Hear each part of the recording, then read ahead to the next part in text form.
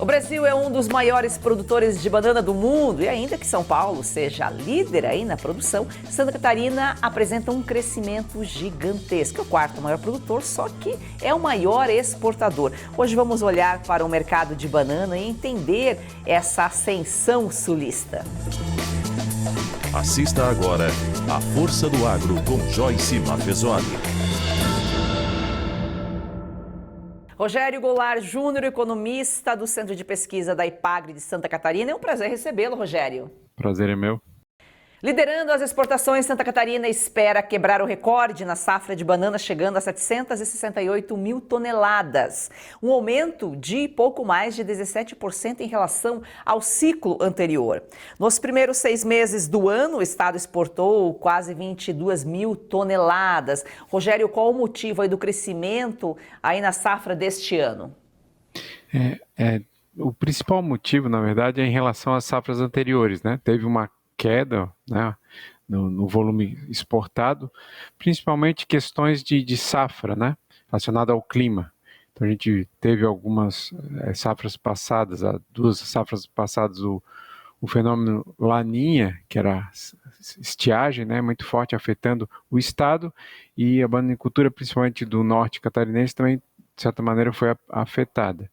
Então tinha diminuído um pouco o volume produzido, e no último ano passado, né, teve a influência do El Niño, né, que daí foi umidade acima da média. Então afetou, então a gente vinha com um volume menor e agora a gente recuperou, e nessa última safra analisada, né, 24, 25, que a gente é o ano safra, né, segundo semestre de 2024 e primeiro semestre de 2025. Então, ela fechou com uma recuperação, né, parte de recuperação e uma ampliação, de certa maneira, da produção catarinense. O estado é o 4º maior produtor de banana no Brasil, né?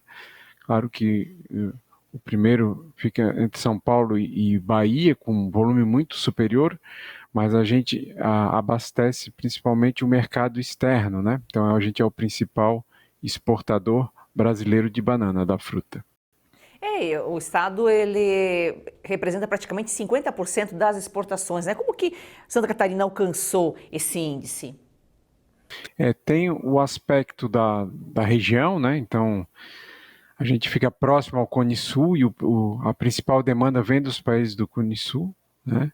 Então, e por via rodoviária também, então o modal é importante, é determinante, né? Então, o modal rodoviário, muitos caminhões que vêm principalmente para o sudeste, né, e passam pelo sul do país, abastecidos de frutas temperadas da Argentina, do Uruguai, né? Eles descem com a nossa fruta, no caso, as frutas tropicais, que lá não tem, né? Então tem bastante demanda desses países do Cone Sul, e Santa Catarina, por ter uma qualidade adequada, né? Principalmente no norte catarinense de banana, ele tem essa demanda bastante pela nossa fruta, principalmente pelo tipo de qualidade, né? E a facilidade do modal ser próximo a esses países, tá? Santa Catarina, Rio Grande do Sul no sul são os principais, né, exportadores de banana, da fruta, para fora, e o Ceará e Rio Grande do Norte, principalmente para a Europa. Aí é outra forma, né, outro tipo de produto, outro comércio que é diferenciado, não é rodoviário, né, é aéreo. E então é diferenciado, mas a gente mantém mais de 50%, normalmente a gente lidera as exportações de banana do Brasil, né? E apesar da estimativa de crescimento aí, os desafios climáticos, você colocou aqui, El Niño, Laninho, sempre influenciam diretamente aí, são problemas que os produtores enfrentam, porque o agro, a produção de banana, como outras culturas, é uma indústria a céu aberto, né? Sim, o que a gente tem assim de característica, a produção de banana no estado é agricultura familiar, então são pequenas propriedades, né, familiares, normalmente. Então por isso tem essa qualidade, né? Está mais próximo de melhoria da qualidade e oferecer a fruta adequada, né, para o mercado. Quando tem umas intempéries, né, tem associações fortes também, o setor banicultor do estado é forte nessa parte, então tem associações, as Banco lá de Corupá, tem as Bajas, são várias, né? Os principais municípios ali seria Corupá, Jaraguá do Sul, Massaranduba, tá? Principalmente esses na região ali, na Schroeder também, que são grandes produtores, mas nessa característica, né? São produtores associados, então tem compras de insumos coletivas que facilitam, diminui o custo, né? E tem uma qualidade maior porque tem está próximo, né, da produção e da manutenção dessa qualidade.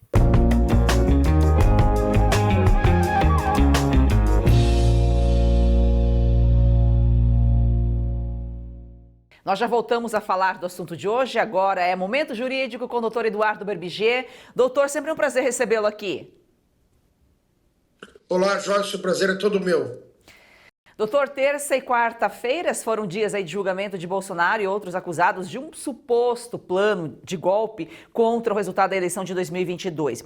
O STF já concluiu que realmente houve golpe e agora está julgando os acusados? Ou essa definição vai ser tomada juntamente nesse julgamento? Olha, Joyce, pelo devido processo legal, não deveria haver definição nenhuma dos juízes, né, dos ministros até agora. Eles devem decidir analisando as provas, né, os fatos do processo. Após isso, eles devem tomar uma decisão. Mas todo mundo já sabe que o Bolsonaro está condenado, né? A dúvida é se vai ser por unanimidade ou se o Fux vai ser um voto divergente. E todo mundo sabe que ele vai ter uma pena altíssima, né? Entre 37 e 43 anos de prisão, o que é um absurdo, né? É uma pena de 2 homicídios, né? Graves. Gente, é um absurdo mesmo. Ô, doutor, o julgamento será retomado na semana que vem e quais serão os próximos passos até chegar a essa conclusão? Agora, as defesas, né, e a Procuradoria e a acusação já apresentaram as provas, né, e suas sustentações orais. Isso foi essa semana, terça e quarta. Agora é só o julgamento dos ministros. Os ministros, em uma semana, vão analisar, né, e na próxima semana, eles vão proferir os seus votos, né, dizendo qual os crimes, por quais os crimes o Bolsonaro vai ser condenado e quanto tempo de prisão. Tanto o Bolsonaro quanto os outros 7 acusados, né? Ô, doutor, quem são os ministros aí que irão definir pela condenação ou não, apesar de que a gente quase tem certeza aqui do resultado, mas enfim, quem são os ministros que vão definir, que vão votar? O Alexandre de Moraes, Flávio Dino, Cristiano Zanin, Carmen Lúcia e o Luiz Fux. Os 3 primeiros nem poderiam julgar o Bolsonaro, né? Porque eles são inimigos declarados do Bolsonaro, né? Já deixaram isso claro, tanto em petições quanto em declarações para a imprensa, né? O Alexandre de Moraes, o Flávio Dino e o Cristiano Zanin. Os 3 têm uma inimizade declarada com o Bolsonaro e a lei processual é clara, né? O juiz que tenha qualquer inimizade ou amizade muito próxima com uma pessoa não pode julgar o processo dela. Ô, doutor, em meio ao julgamento, né, desse suposto golpe, a oposição trabalha pela votação da anistia no Congresso Nacional. Se aprovada, pode anular o julgamento ou mesmo depois de julgado, uma possível condenação, aprovando a anistia, é cancelada, é anulada esse julgamento, essa condenação, possível condenação? Pode, a anistia pode anular tudo, mas é aquele absurdo que eu te falei do jogo já estar jogado, né? Todo mundo sabe que o Bolsonaro vai ser condenado no Supremo, dessas penas altíssimas aí, em torno de 40 anos, o que é um absurdo, todo mundo já saber, o processo já está julgado, sendo que o julgamento começou agora. Todo mundo sabe que a Câmara e o Senado vão aprovar a anistia, né? E daí todo mundo sabe que o Supremo depois vai derrubar, considerando inconstitucional. Por quê? em 2021, mudou a Lei de Segurança Nacional e se transformou na lei para punir, né, atentados violentos, né, ao Estado de Direito, ao Estado Democrático de Direito, atentados à soberania nacional. E a lei foi formatada, né, de acordo com o que o Supremo queria. Então, com base nisso, o Supremo vai dizer que crimes graves, né, contra o Estado Democrático de Direito não são passíveis de anistia, o que é um absurdo, né? É uma vergonha isso. Então a gente já sabe que o caminho é esse. Bolsonaro condenado, em torno de 40 anos de prisão, Câmara e Senado aprovam a anistia e depois o STF derruba. Porque, para você ver, chegou o absurdo do STF negociar com o Davi Alcolumbre e dizer que aceitava uma anistia que reduzisse as penas do 8 de janeiro, mas não para os principais líderes, Bolsonaro, Braga Neto, enfim, quer dizer, o Supremo negociando e interferindo no poder legislativo. É vergonhoso isso. Doutor, realmente é um absurdo porque a gente sabe que realmente houve um golpe, né? Só que o golpe que ocorreu foi justamente para julgar, para acusar aquelas pessoas inocentes que estavam lá no dia 8 de janeiro. Claro, depredaram, invadiram, mas elas foram usadas, né, por um movimento aí, por um golpe, e um golpe que deu muito certo, e justamente para poder enquadrar, para poder condenar Bolsonaro, ou seja, tirar Bolsonaro da jogada. Isso acontece apenas num país... Um país onde impera a ditadura, né, doutor? Onde tem a democracia, jamais acontece esse tipo de coisa. Exato.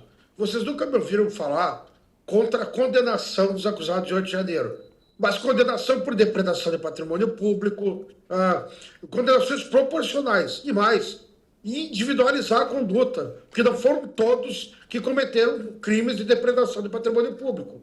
Agora, condenar a 20 anos de prisão, 17 anos, né, por tentativa de golpe, um golpe que seria, já dissemos aqui, um crime impossível, porque o meio não é viável. Já falamos aqui que nem querer envenenar alguém com açúcar. É impossível. Como vai dar um golpe com pessoas idosas carregando bíblias, bandeiras? Isso é uma vergonha. Não existe nem a tentativa de crime impossível. Eles não podem dizer a tentativa de golpe. Isso é uma manobra que o Supremo está fazendo, claramente política. Agora, o Tarcísio, para se viabilizar candidato, está dando a resposta, que é articular, está em Brasília articulando a anistia, e, na verdade, é o Supremo envolvido até a testa na política brasileira, o que é vergonhoso, né? Ameaçando o Congresso, dizendo que vai derrubar a lei da anistia, que nem existe ainda para saber se é constitucional ou não, né? E negociando com o Congresso para legislar da maneira que o Supremo quer. É como tu disseste muito bem, é uma ditadura do judiciário, ou juristocracia, que nem o professor Manuel Gonçalves falou no artigo.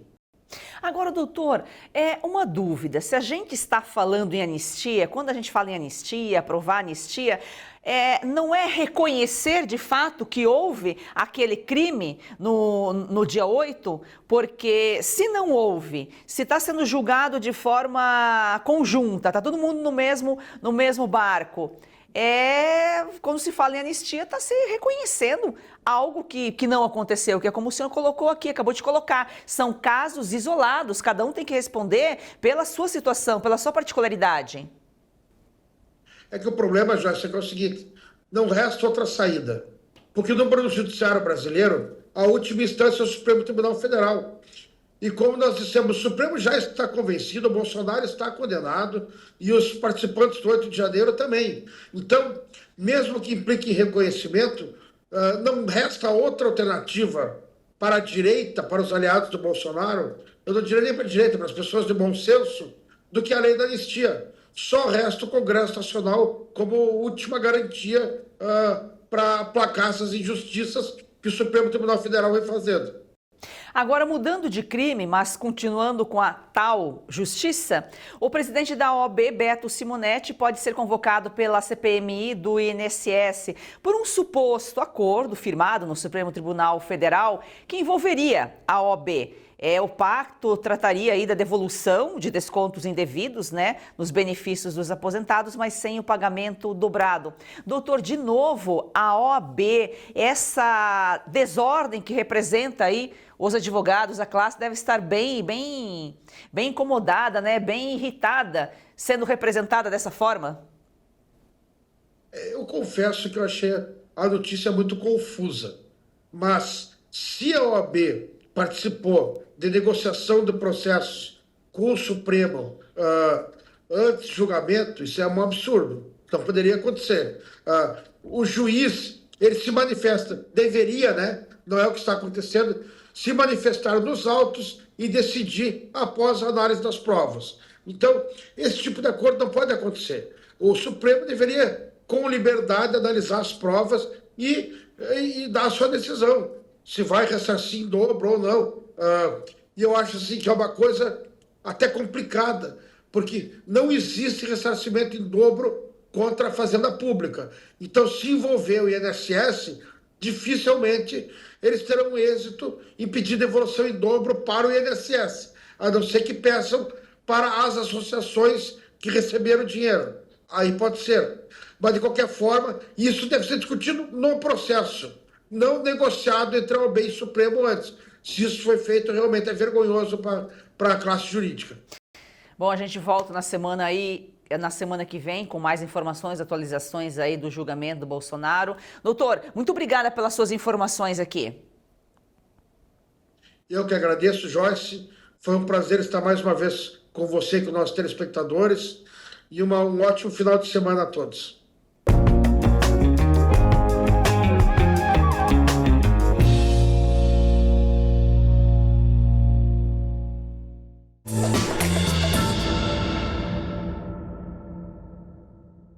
Democracia é poder escolher, mas escolher sem ter acesso a informações claras e honestas é escolher de verdade? Para que o Brasil seja um país mais livre a partir de 2026, precisamos levar a verdade dos fatos a um número ainda maior de brasileiros. É por isso que vem aí a Oeste TV, mais uma plataforma para ajudar a espalhar informação de qualidade a cada vez mais gente. Mas para que isso se torne realidade, precisamos chegar a 120 mil assinantes. Contamos com você. Faça parte dessa história. Seja um assinante da Revista Oeste. Oeste, independente. Essencial. O Brasil real está aqui. Para apoiar mais este projeto da Oeste, faça sua assinatura com até 20% de desconto, com pagamento em até 8 vezes sem juros. Você pode assinar pelo site revistaoeste.com/assine ou pelo 0800 580 2020. Assine agora, nossa equipe está de prontidão aguardando você. Assine já!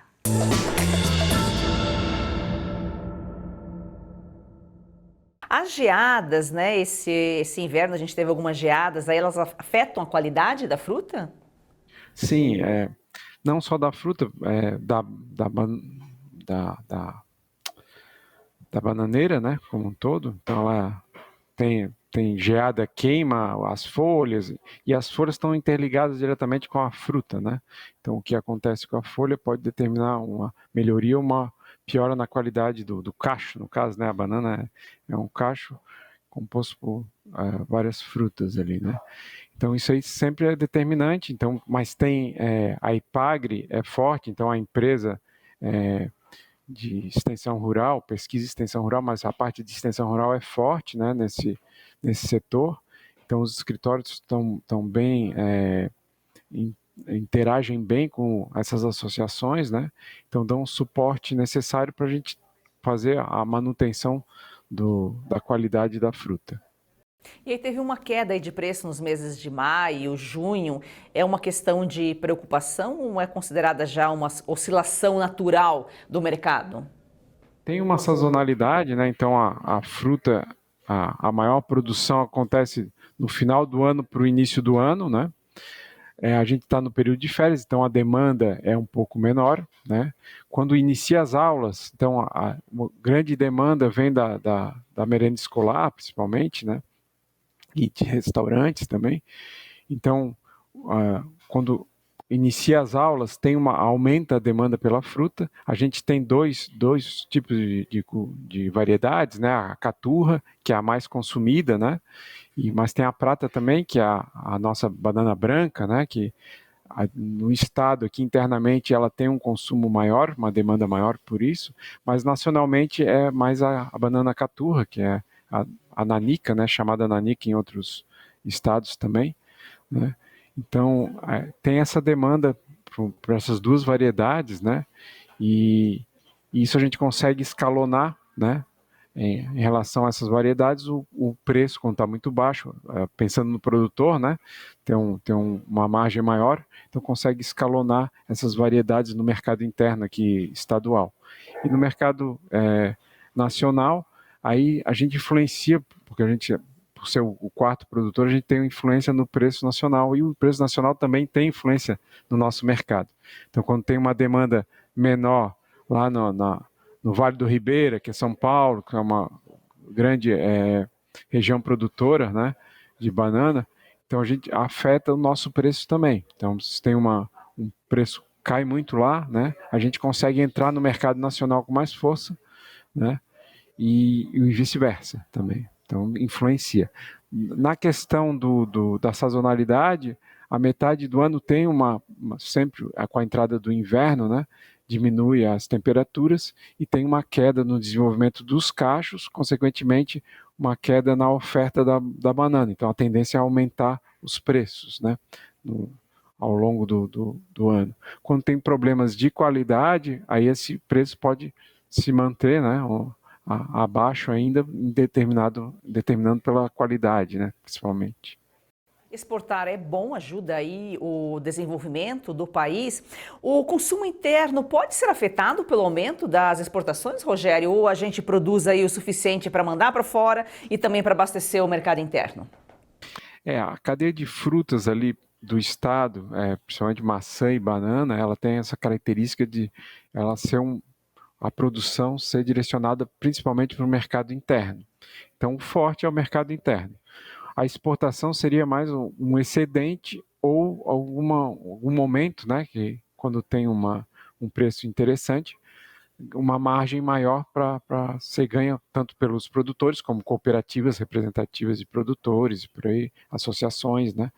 Então, mas o foco é o mercado interno, ou seja, a exportação não influencia a questão do mercado interno. O que pode influenciar, não tanto na banana, mas na maçã, falando de frutas como um todo, né, seria a importação de outras frutas. Então, quando o preço está muito alto no mercado interno, dá competitividade para frutas de outros países entrarem, né, porque o preço está alto, lá o preço deles para colocar no nosso mercado também seria alto. Então, há uma concorrência, que está ocorrendo, por exemplo, com a maçã. Mas não é o caso da banana. Então, banana a gente é um grande produtor mundial também de banana no Brasil, né? Então, as exportações não afetam, nem importações afetam o preço para o consumidor interno. E o produtor colheu antes do ponto ideal, justamente por esse aumento aí, essa necessidade de vender, foi diante aí do clima, que esse ano foi mais frio, as geadas? Intempéries, em termos de temperatura, afetaram um pouco a qualidade, então a tendência é antecipar um pouco essa colheita, mas dosar esse ponto de colheita que é o principal, né? E informações, né, de mercado chegaram lá com frutas que tinham problemas para ser colocada para durabilidade e qualidade para o consumidor final. Então teve esse problema e claro, tem tratos culturais e ações também da própria Epagre, né, para melhorar essa questão. Mas foi principalmente em função do clima, né? Então tentar antecipar para tentar ganhar, não perder a fruta, né, completamente. Mas isso afeta também a qualidade, aí a tendência é diminuir os preços, né?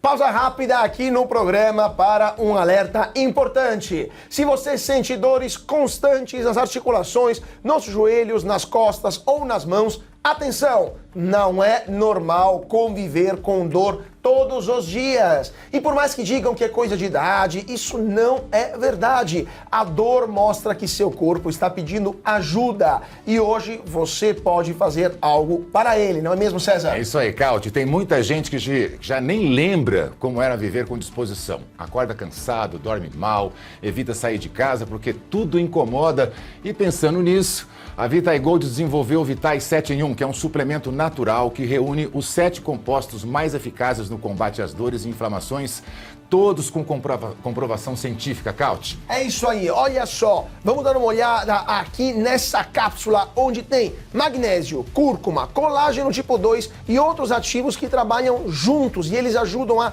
desinflamar, a proteger as articulações e reconstruir as cartilagens. Uma fórmula pensada para quem quer mais mobilidade, mais conforto e mais qualidade de vida. E você sabe como é, né? Quando a dor começa a diminuir, o corpo responde, a disposição volta, o sono melhora, a energia aparece, não é milagre, é ciência, é constância, é cuidado com você. Ligue agora para 0800 291 2200, vou repetir, 0800 291 2200, 100 primeiros que ligarem garante 70% de desconto, frete grátis para todo o Brasil e parcelamento em até 12 vezes sem juros, Cauti. E ainda tem um presente, ligando agora você leva um relógio inteligente de brinde, isso mesmo, um relógio com monitoramento de saúde, batimentos cardíacos, qualidade do sono e outras funções para acompanhar o seu bem-estar no seu dia a dia.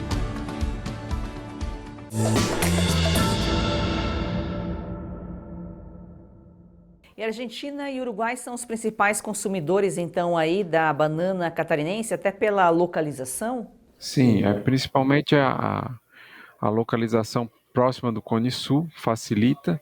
A demanda também por esse país pela fruta, né, por frutas tropicais, mas principalmente a banana é uma das mais demandadas, né, fortalece então esse setor para exportação para esses países, né, principalmente Argentina, Uruguai, mas Paraguai e outros países também têm essa demanda pela fruta. A questão das exportações também tem muita demanda das centrais de abastecimento, né, então para o mercado atacadista, lá desses países. Então tem muita demanda em função de hortifrutis como um todo, né?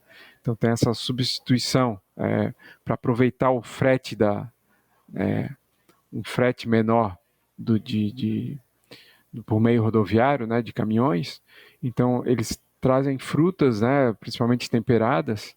Então na volta, para não voltar principalmente com o caminhão vazio, tem esse já interagindo com o nosso mercado para abastecer com as frutas que tem menor oferta lá, né? Seriam as frutas tropicais, e a banana é uma das principais. Então esse é o principal foco. Teve uma evolução de anos para cá, né? Que algumas associações, algumas cooperativas de bananicultores principalmente, já estão tendo a relação de envio de caminhões específicos, né? Aí fazendo o sentido inverso, né? Enviando a fruta tropical e trazendo as temperadas para aproveitar o frete dessa carga. Então tem as duas relações já ocorrendo, né? Tanto a demanda com o modal rodoviário, com o transporte desses países do Cone Sul para cá, como o nosso transporte levando para lá também. E essas relações bilaterais são saudáveis para ambos os países, né? Há perspectiva, Rogério, de expansão para outros países? A nossa produção tem um limite, né? As áreas também têm um limite. Nos próximos anos não há uma expansão, até porque o foco, como eu falei, o foco é o mercado interno, né? Então a margem maior para o produtor, para as associações, é o mercado interno de banana, que é bem forte. O Sudeste, principalmente, demanda a nossa banana, né? A gente coloca nas centrais de abastecimento, em grandes redes supermercadistas, né?